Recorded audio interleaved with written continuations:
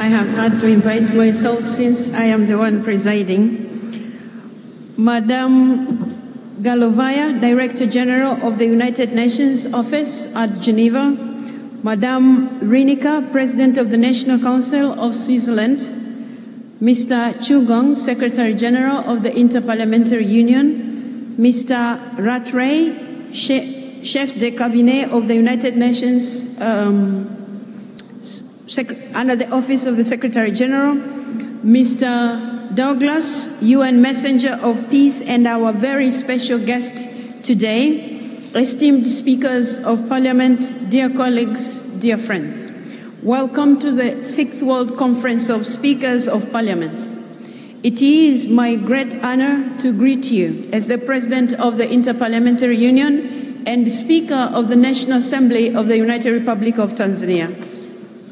First of all, I want to thank you, Ms. Valovaya, for hosting us in this magnificent, newly renovated Assembly Hall. For the past 5 years, the United Nations Office at Geneva has been pursuing the Strategic Heritage Plan, aimed principally at modernizing and preserving this historic building to make it fit for purpose for the 21st century. I congratulate all those involved in transforming and protecting this impressive room. You have truly done a wonderful job. I would also like to extend a special thanks to Mr. Rattray for participating in the preparatory process for this conference on behalf of the United Nations Secretary General, Mr. Guterres. Your support to us has been invaluable, Mr. Rattray. Thank you so much. The United Nations is our close partner because since our first conference in the General Assembly Hall in New York in the year 2000, our vision has always been about strengthening UN-led multilateral system in the face of mounting global challenges. Parliaments have a key role to play in this regard. The IPU is engaged with the United Nations in one way or another on practically daily basis. We cooperate on virtually all of the main issues on the international agenda, from poverty to climate change, sustainable development, democratic governance, gender equality, disarmament, science and technology, and human rights. The IPU assemblies cover all of these topics in their many dimensions and conclude with resolutions that provide guidance to parliaments around the world, as well as input to the relevant UN processes. The unique aspect of this conference is its level of representation. We come together every 5 years because of the special leadership role we exercise as speakers. Our purpose is not to come up with a new policy agenda, but to take stock of where we are as a parliamentary community and to boost parliamentary action in support of agreed commitments. From our speakers' chairs in each House of Parliament, we can do more than act as guarantors of parliamentary procedures.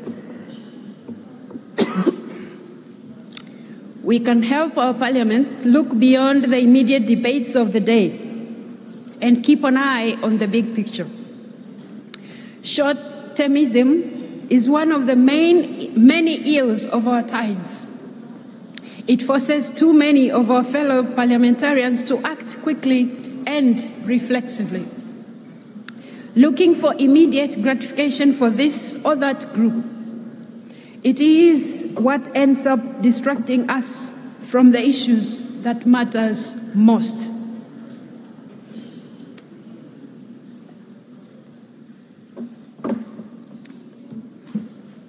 And what are those issues? I will group them in 3 categories.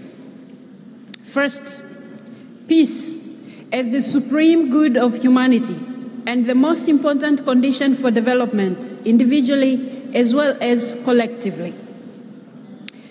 Secondly, the rule of law and respect for fundamental freedoms as the key pillars of democracy. Thirdly, the provision of the education, health, housing, nutrition, decent work, and a healthy environment for all as the affirmation of fundamental human rights. The declaration that we expect to adopt at this conference builds on IPU's positions over many years and provides a clear vision of what we need to do as a parliamentary community going forward. To advance resolutely towards that vision, we must first contend with the divisive politics that put people and parliamentarians against each other, leaving little room for dialogue and compromise. The divisions within our societies are not just ideological, but have their roots most tangibly in inequalities that are becoming entrenched and growing wider, with power and wealth concentrated in fewer and fewer hands. We need to counter the destructive force of injustice with a political culture of cooperation, solidarity, and unity, based on the simple construct that we are here in this world together and that we are all dependent on one another. Inclusion should be a key tenet of our institutions. Need to reflect diverse experiences and ideas. And we can achieve that through the greater participation of women and youth, people with disabilities, and people in vulnerable situations. Indeed, there is no such thing as totally self-made person. We are all products of our communities and of our interactions with one another, starting with our parents, day after day, for our entire lives. In Africa, we express this idea in one word, Ubuntu, which roughly means I am because we are. Likewise, there is no such thing as a nation that can live and prosper in isolation from the rest of the world. There can be no national interest defined in total juxtaposition to what is good for the world as a whole. Now, more than ever, as the world has grown smaller and more interdependent, countries need to work together to find solutions to their common problems. The UN-led multilateral system was created 8 years ago in the wake of a devastating world war, precisely out of this fundamental realization. To anyone who thinks that the United Nations and multilateralism have run their course, I say, think again. The problem with the United Nations today does not come so much from its institutional setup, but rather from the same divisive politics that afflict so many of our countries. When countries cannot reach agreement at the United Nations or fail to deliver on their United Nations commitments, it is often a reflection of dysfunctional politics at home. In each country, parliaments are part of the system of government and constitute the main political arena where opposing interests need to be reconciled. So, getting our parliamentary houses in order through dialogue and cooperation, and with the search for the common good as our shared objective, is a key step to making multilateralism work more effectively. The multilateral system today is being challenged, and there is indeed an urgent need for United Nations reform to render the system more efficient, more impactful, and more accountable. However, our multilateral system is not broken. A broken system is one that cannot renew itself, whereas the United Nations has undergone countless changes over the years to keep the organization to speed with the times. Colleagues, friends, there is no question in my mind that our best hope for peace, justice, and prosperity for all is through a stronger multilateral system, with the parliaments playing a key supportive role. We must guard against the negative narrative that posits the United Nations as powerless and ultimately dispensable.